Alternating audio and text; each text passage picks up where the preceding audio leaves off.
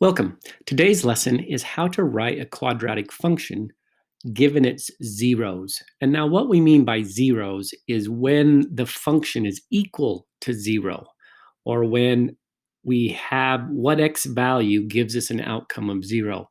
And so what that will do is they'll do this. They'll say, well, we get an outcome of 0 when x is maybe 5, and we get an outcome of 0 when x is 3. Now, it's easy to write the equation of this quadratic as long as it has a leading coefficient of 1. And the Excel program will tell you that. It has a leading coefficient of 1 because there is actually infinitely many quadratics that have zeros of 5 and 3. But there's only one that has a leading coefficient of 1. And the way you're going to figure out what it is you're just going to write it in factored form. If 5 is a solution or a 0, that means I have to have an x minus 5 times, and the other parentheses or factor. If a 3 is a solution, I have to have an x minus 3. Because when I plug in a 5, what's 5 minus 5? That's 0. And 0 times whatever this ends up being is still 0. By the way, they usually put the f of x here. And so then they're going to want you to FOIL it because they're going to want you to write it in standard form. So what you do is you just distribute in like this. Get x squared minus 3x minus 5x plus 15. And then we add like terms, and we write our final function as x squared minus 8x plus 15. And we're done. We've written the quadratic in standard form.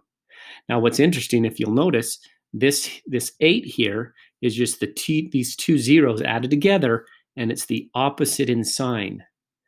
This 15 is just those two multiplied together, and whatever the sign comes out will be the same. And let me explain what that means, because I gave you two positive zeros. Let's give you two negative zeros and see what happens. I'm going to leave this one showing so you can see. So let's do one that has a 0 of negative 4 and another 0 of negative 7 and see what happens. If you were to write this function, again, you write two factors. In other words, the factored form of the quadratic, where a negative 4 is a solution, which means you're going to put plus 4. Because if I plug a negative 4 plus 4, it's going to be 0. So I'm doing the opposite of the solution it gives you. If it gives you a positive 5, you do minus 5. If it's a negative 4, you do plus 4. Since it's a minus 7, I'm going to do x plus 7. Now I'm going to FOIL that just like I did the last one. So I'm going to go first times first, that's x squared. First times last, that's 7x. Last times first, that's 4x. Last times last, that's plus 28. And then I'm going to add the two middle terms, the like terms. And so I get f of x equals x squared, that's the first term, plus 11x plus 28. Now again, I'm done.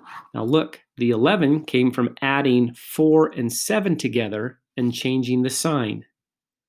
The 28 came by multiplying them together. And then we're always left with an x squared. Let's do one more.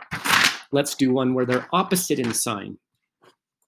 So in other words, let's do a solution of, let's say, 9 and another solution of negative 5, right? So what you would do, again, is you'd first write it in factored form as an x minus 9, since this is positive, and then you do it as an x plus 5, since this is negative. Now I'm going to FOIL. So f of x equals x times x is x squared. X times 5 is going to be a 5x. Negative 9 times x will be a minus 9x. And negative 9 times positive 5 will be a negative 45. Again, the two middle terms add, and I'm left with the x squared minus 4x minus 45. Now, if you'll notice, the negative 4 is just these two added together, which gives you a positive 4, and you change its sign. The negative 45 is just the two multiplied together. So from now on, I can do this without having to take all the time to FOIL it. If I have a solution of 7 and I have a solution of 18, what I'm going to do is I'm going to say f of x is equal to x squared. You always have an x squared. I'm going to add these two together. That's 25. And I'm going to change the sign. So it's going to be a minus 25x. Then I'm going to multiply those two together. Plus whatever 18 times 7 is. 56, 126 plus 126. I've written my quadratic.